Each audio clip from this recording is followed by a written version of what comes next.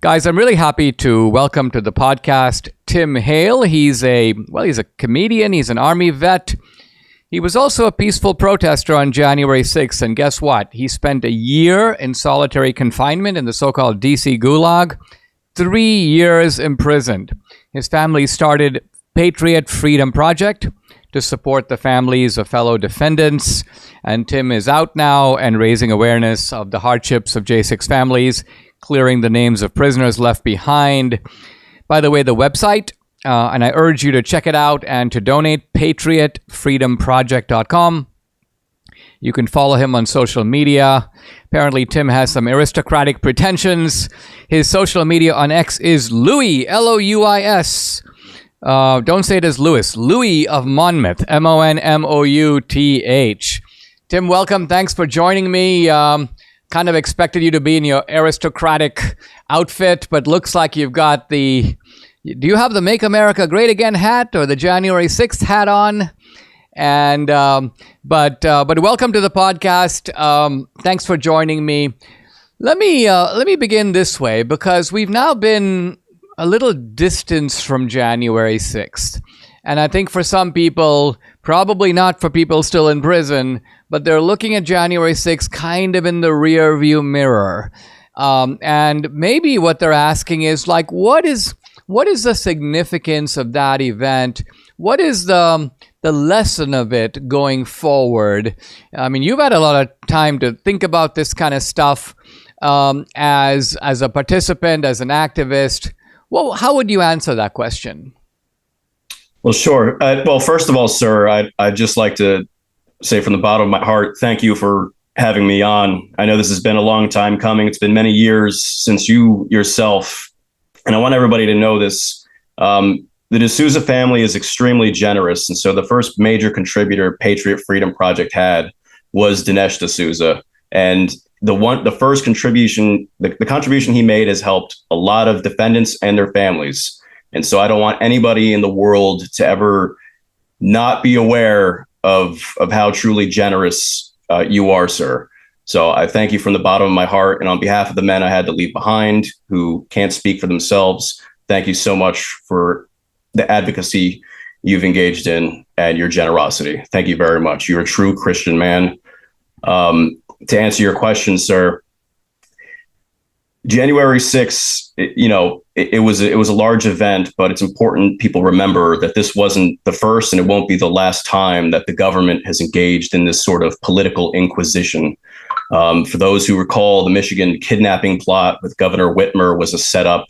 The Wolverine Watchmen were set up, and it was almost sort of a prototype for what would come on January 6th. And we've seen sort of little glow in the dark events since then. I think the takeaway from January 6th is that we've reached a point in American history where our own government thinks that it's its prerogative to entrap potentially a third of its own population and then to treat them as political prisoners. This isn't the Russian Empire under the czars. This isn't the decadence of Rome. This is now the United States of America. And so the Bill of Rights, the 14th Amendment, and equal protection under the law, everything we hold sacred as American citizens, I feel truly is under fire. And it's important, though you are correct, sir, that people want this in the rearview mirror. Democrats just want to wipe it away as an insurrection, though we know it was a Fedsurrection. And I think even those on the right want to sort of move past it because they don't want to address it because it's politically inconvenient. But what I find, sir, is that the more people learn about it, the more the generosity of people like yourself truly shines through. I think that as American citizens, we should never be afraid to address controversy, and we should never be so scared of retaliation from the state that we're willing to leave behind our fellow citizens. And I think that's really the takeaway of January 6th. People turned in their coworkers, their families.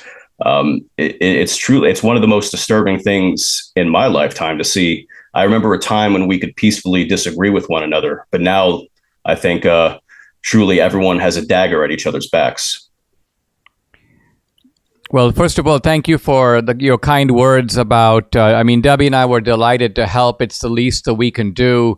And I think it's guys like you who have done, serious and disproportionate time is putting it mildly. The idea that whatever you did, and I'm going to get to what you did and what you said. I mean, you made some over the top comments, to be sure, but so what? Who cares? The point is, this kind of incarceration is normally reserved for pretty serious crimes, and I think what you're saying, which I want to probe a little bit further, is we're not experiencing tyranny over a whole society.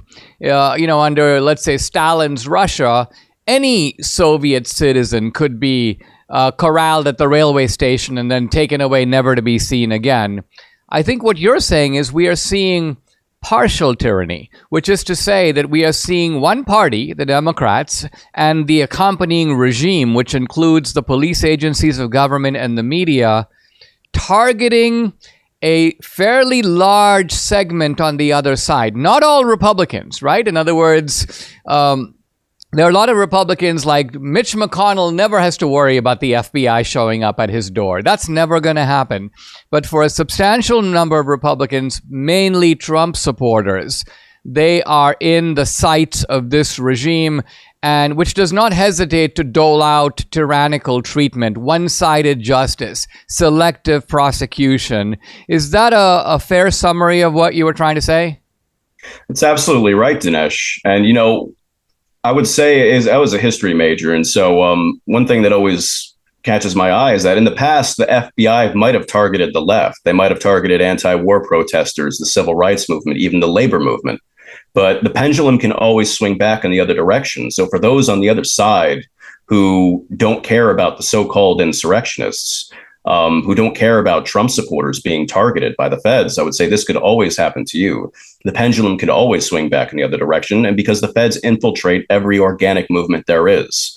So, but yes, as of right now, it seems whether it just be Trump supporters protesting at the Capitol with American flags, people like myself who walked in the Capitol in a suit and tie waving an American flag, or whether it be comedians, who are politically incorrect, or whether it be school board meetings, parents who are concerned about their kids, infiltration of Catholic churches. It just seems to be that every sector of American society that truly forms the foundations of our civilization is being targeted. It's the most productive members of society. It's the people who make America great in and of itself that are being targeted. And so, yeah, I would say it's not so much the Republican establishment that's being targeted, but it is the dissident right, the people who are just fed up with not having a voice. And so it's not good enough that we've never had a voice. We also need to be beaten into submission and even held in solitary confinement to keep us quiet. Yes, sir. What do you think?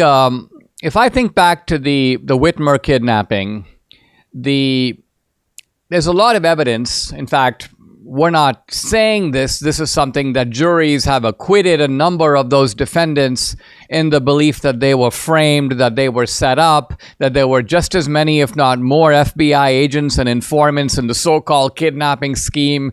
Not to mention the fact that Governor Whitmer already knew about the kidnapping scheme. She was working with the feds from the beginning. Then she has a bogus press conference where she pretends like, oh, they were out to kidnap me. So all of this has come out now, and we're aware of it. And the motive of it seems to be clear. And that is that they wanted to have a press conference before the election in which they said, here are the MAGA enemies of democracy. Here are the violent extremists. These are the kind of people you need to vote against and keep their leader Trump away from the Oval Office. So it was a politically motivated scheme. What was the motivation of orchestrating January 6th? Well, that's multifaceted, and I would say this, sir. You're absolutely right. It's not just a theory that the Fednapping plot was entrapment. A significant portion of that group turned out to be federal informants, and the same is true for January 6th. Though this goes seldom said. I was actually incarcerated with several defendants who admitted that they were crisis actors. They went to the Capitol to get out of drug conspiracy charges from the year before. Nobody knows about this. This is something that the government keeps under wraps, but they had a significant number of CHSs, or confidential human sources, to incite the crowd or to collect incriminating evidence against potential defendants. Now, I would say that this is kind of convoluted. It might seem this way, but I believe January 6th was a false flag or a color revolution meant to distract from the debate that they were supposed to have inside of the Capitol. By inciting a riot, they were able to completely sidestep that inquiry.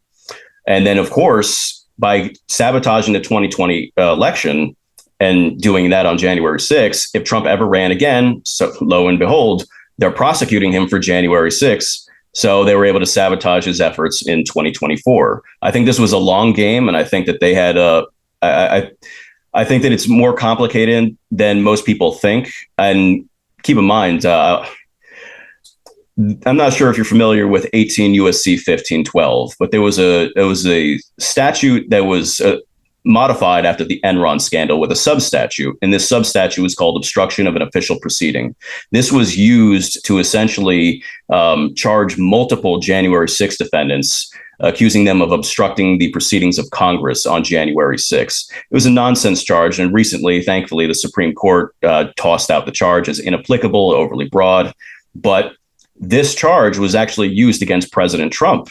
So I believe that will probably be vacated in his case as well. But the interesting thing is that the first defendants to have 18 USC 1512 upheld regarding January 6th were federal informants. And the judge who upheld it, I believe it was Dabney Friedrich, her husband was actually on the Enron task force, which was, of course, the scandal that led to that substatute being added in the first place. There are a lot of weird coincidences. And so I would believe that there is sort of a cross-contamination between the branches of government in order to target President Trump and keep him out of office. I don't think that's that controversial. But when you look at, for instance, on January 6th itself, you had the Metro Police and Capitol Police. They had undercover units there. We have video of them in plain clothes. You have FBI agents who are cheering on the crowd as they, breach through barriers or head up to the Capitol. You had representatives from pretty much every three-letter agency there. And despite what people might think, I'm sure some people have heard of the name Ray Epps by now. But Ray Epps was one man. There were plenty of people in the crowd who were working with him in a targeted fashion. There were absolutely federal informants. There were undercover assets there that day. And there were people on bullhorns and so on who were agitating the crowd and trying to incite them to break the law, most of which either got a slap on the wrist or never got prosecuted at all. I think January 6th was a clear, I would say it was an intelligence operation more than anything. Let's take a pause. When we come back, more with Army veteran and comedian Tim Hale. Mike Lindell is a really good guy, and he has a heart of gold. Mike and MyPillow love giving back to those in need. They just sent a truckload of 14,000 MyPillows to those impacted by Hurricane Helene. But even though Mike loves to give back, a large retail store just canceled a huge order that had already left the warehouse.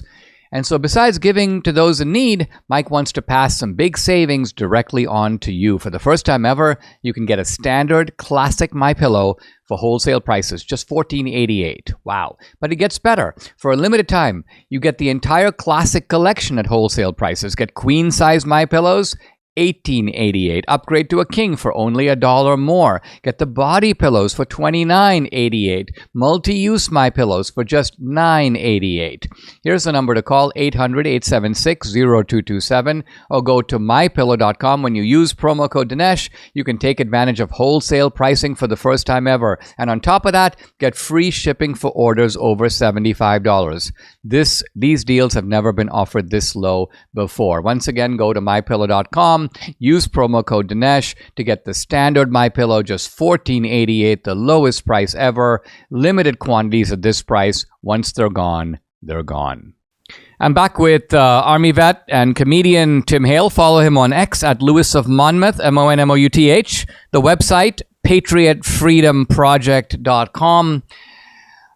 Tim, there's a further thing that jumps to mind about January 6th, and that is the fact that almost minutes after this erupted, I noticed the media almost uniformly using the word insurrection. Now, it's kind of a interesting, almost archaic word, and I remember it striking me at the time, and only later did I realize, aha, this happens to be a word in the 14th Amendment. And in the 14th Amendment, it says that if somebody who attempts to foment an insurrection against the U.S. government cannot be allowed to run for office. It's almost as if the memo went out, let's start calling this an insurrection. Admittedly, there's no one inside the Capitol who has any arms. Admittedly, the only person who is, in a sense, killed or clearly killed is Ashley Babbitt. She's a Trump supporter. You can also make a case for Roseanne Boyland and others. And yet, it is the protesters who are supposedly insurrectionist, and Trump is supposedly the insurrection leader. I mean, it looks like you've got some pretty diabolical people who are thinking this stuff way out in advance. And Republicans, it seems, don't really think quite in this, at least not in this diabolically strategic way. Do you agree?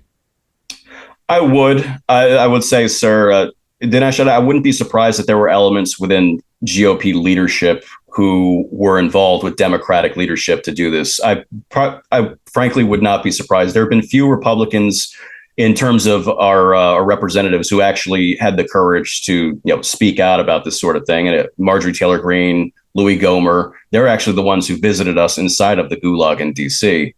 But, you're right about the analysis of the 14th Amendment. And what's interesting is that in order to utilize that clause, they had to violate the Equal Protection Clause. As well as I do, an insurrection is an armed rebellion. As you just mentioned, there was really nobody there with firearms. The few people that got charged for anything relating to firearms, what's interesting is that there was one man who dropped a holster with a gun in it, and he got probation. They didn't care. There was another man named John Banuelos. They waited 3 years to prosecute him for firing a firearm in D.C. And lo and behold, they knew about him for 3 years. He was involved in a stabbing murder out in Utah. They didn't seem to care. It was only when I believe the fellow defendants brought attention to this and it got a little attention in the media. Suddenly they charged him, but they didn't care and they knew about him. So it seems to me that this armed insurrection narrative is purely AstroTurf. You are correct. It does seem like they just sent out a memo and everybody went lock and step. But I think that's more of a reflection of the.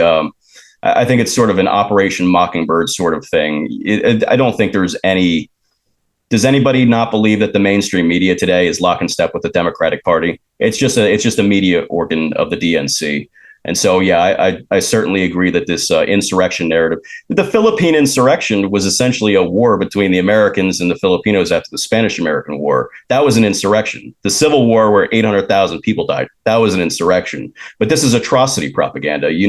This is the worst day since 9/11. This is Pearl Harbor. It's pure atrocity propaganda, and it's worked for some. But I'm grateful that after these few years, I don't think most people believe it at all. Most. Yeah, I think you're right, although I also agree with you that the mainstream of the GOP leadership has been shamefully derelict. I mean, to me, it's kind of like leaving your own guys on the field. And for some of them, it may be that they themselves wanted to use the event against Trump. And that's partly why they acted in the way that they did. Tim, talk about... I fell afoul of the Obama administration with a campaign finance violation, but all I got was a confinement center. Kind of insightful in itself and a form of confinement. I couldn't really leave, but not the same thing as prison, and certainly not solitary confinement, which strikes me as just almost unbearable form of torture. Describe your experience and that of your fellow January 6th defendants in prison. What was that like, and how has it changed you? Well, the first thing to say, it's really two things. And I think that this is imperative for citizens throughout the country to understand. Back in COVID, Washington, D.C. was worse than pretty much any deep blue state. And so when it came to the lockdowns, the jail in D.C. essentially had carte blanche to do whatever it wanted. And so it kept us in solitary and it denied us religious services. The jail denied us access to our families. We couldn't see our own lawyers. We were allowed out of our cell for a few minutes a day to use a shower or make a phone call. That was essentially it. We were kept in 7-foot cells. We were denied access to sunlight, basic nutrition. Our cells were full of black mold and what have you. But this is a result of course, again, the sort of precedent that was set with the COVID lockdowns and the restrictions. The jail was basically allowed to do whatever it wanted to us, and they did out of retaliation. Eventually, they dropped these policies for the entire jail except for us. This is even after DC as a whole stopped using these lockdowns. The second thing to realize is that, and there are other defendants who will corroborate this, other inmates from the jail. The guards there admitted they knew we would be in that jail weeks before January 6th. So they segregated us away from the rest of the jail. The main jail is called CDF, Central Detention Facility. We were housed in CTF, Central Treatment Facility. Treatment as if we were sick or we were in a nut house. And so they segregated us, and they planned to do it long before January 6th. This is out of the mouths of the guards, and there are other defendants who will corroborate this. I think that's important because I don't understand how the jail would know this unless there were other elements in DC, maybe Mayor Bowser or maybe elements in Congress who knew that they were going to be housing dissidents inside of Washington, DC. Another thing to really think about is the despair from the fact that you couldn't invoke your speedy trial right. I fought 16 months for a fair and speedy trial. There are some people today who say that they're being denied a trial. That's not true now. But at the time, it took me 16 months, a year and a half to get a trial when the Speedy Trial Act says you're supposed to be able to get one within 70 days. They intentionally postponed our trials so that they could force us into taking plea deals by crushing our souls and keeping us in solitary. It didn't work for me. Some people, I understand it did because they had wives and families. I always say I'm a bit of a bum. I don't have a wife and I don't have kids, but a lot of the men I was locked up with, they do. And so it was really, I think, a torture tactic, keeping people in sensory deprivation and without access to their loved ones. Miles, keep in mind, often hundreds or thousands of miles away from their home states and families. These cases were exorbitant. As you know, thank you again for contributing to Patriot Freedom Project. The reason it's necessary is because a lot of these men were the breadwinners of their families. And by not being able to support their families, their wives would have to take up maybe 2-3 jobs to support their families. Even on top of that, the legal expenses, the trials, even if you're just negotiating a plea, a good lawyer is sometimes very expensive. And the public defender's office in Washington, D.C. is completely corrupt. The head of the public defender's office actually would tell defendants inside the jail that they were Klansmen, that they were racist, that they tried to steal her vote, and that essentially calling Trump supporters evil. So there was essentially it was pure despair. It was pure despair. And that's the legal aspect. We're not even getting into the fact that the jail itself staffed our pod, our wing of the jail. They staffed it with BLM supporters and people who hated President Trump. And a lot of them took, and I understand this, I'm just, they are human. A lot of them took January 6th very personally because they were local and they believed the narratives about us. Eventually they mellowed out, but for the first year at minimum, it was just pure torture. It was like living in it was like a gulag. It was, I always said, and not to mention about a third of the people in there, they filled the jail with informants posing as Trump supporters so that they could get information on our cases and sabotage us. So I always joke that it was a cross between it was a cross between an FBI field office and an insane asylum. It was like living in a to the Twilight Zone, honestly. It's pure violation of due process.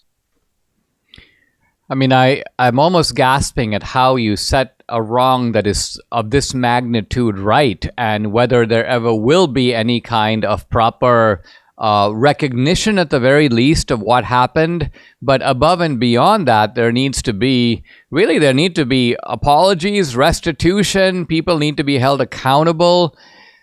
I thought we would talk in the remaining time we have, which is not a lot, about these plea deals, because people don't understand what a plea deal is and how it works. Basically, what the government does is they have a technique which they apply to the guilty and innocent alike. And what they want to achieve at the end of it is they want the public to be able to point its incriminating finger and go, see, he admitted it. He himself says that he did it, right? But how do they get you to say that? How do they get you to sign on the dotted line? Talk about the process of how a plea works. Do they offer you a plea? How do they go about it?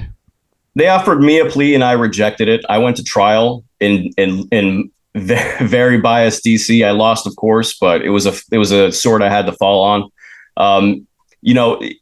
There are different things to think about. One is that because of how biased DC is, you can almost be assured that you're going to be convicted of something. So DC is extremely biased. They hate Trump supporters. But what's even worse is that the prosecution will go out of its way to smear you, and it will use its organs in the media to write hit pieces about you. So you can be almost assured that the jury is going to be prejudiced against you even more than they normally would if you fight your case, if you resist. The second thing is that just by being deprived of your loved ones and resources, it's almost impossible to fight your case. The third is that getting into the pleas themselves, I don't know if this was the case for you, but I do believe that for the majority of January 6 plea deals, you waive your right to appeal. So you agree to a certain statement of facts and you waive your right to challenge those facts, more or less. You could argue it's under duress, and I agree that it is. But because of how, I would say, corrupt our system is, and because of how it prioritizes convictions over justice, you're going to get a mountain of people pleading guilty and not being able to say anything about it afterward.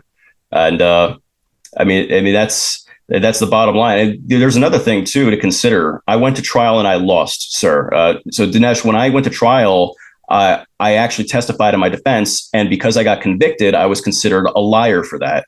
And so when they calculate your sentencing guidelines, your point system, you get a 3-point enhancement for defending yourself at trial, because it's a punishment for lying. But if you take a plea deal, you get a 3-point reduction in your sentence for accepting responsibility. So between going to trial and losing and taking a plea deal, that's a 6-point difference in how they calculate your sentences. That can result in a huge disparity in the time you spend behind bars. So there are a lot of things, a lot of different factors that someone has to really consider in terms of, how they're going to bear their cross. Are they going to take a plea deal and hopefully get less time, maybe see their family and loved ones sooner? Or are they going to, bite the bullet and spend years and years in court? I already finished my sentence. The one felony I had, that's the SCOTUS just tossed out, I'm still appealing it. It still has to be vacated. So here I am, still a felon for a crime that's not a felony. It's a long and arduous process, but it's necessary. And sir, I'll just say one last thing, if I may. There's a defendant. His name is Jay Johnston. He was a comedian. He actually was he was on the show Bob's Burgers. He's a known comedian, and he's going to be getting sentenced soon. And his wife made a painting of Donald Trump, and he signed it. And so we're trying to sell this painting for charity. And so if anybody is interested, they could go to patriotbidproject.com and put a bid in on that, so we can help support more families. This is a never-ending process, sir. I just want to reiterate, I'm so grateful for everything you've done, for the attention you brought to this, and your own personal generosity. They've arrested 1,500 people plus. They say they're going to they want to get a lot more before the election. And if they rig this again, they're going to keep doing it. There's going to be no end in sight. And so I'm thankful for the opportunity to be with you, sir. Dinesh, you are a great American, and I couldn't be more grateful. Thank you. Well, the website, guys, is patriotfreedomproject.com. So I urge you to check it out. You also mentioned, did you say Patriot Bid Project? Patriot Bid Project. That's where the painting by Sarah Radonovich is being auctioned off. So if anybody has it in them, President Trump signed this painting. He was a very generous man himself. I'm extremely grateful. And again, I just want to reiterate, Dinesh, you were there from the very beginning, and we're never going to forget that. So extremely grateful. Thank you, sir. Well, it means a lot. Guys, I've been talking to Tim Hale, Army veteran and comedian. Follow him on X at Lewis of Monmouth, Patriot Freedom Project, and patriotbidproject.com. Tim, thank you very much. Thank you, sir.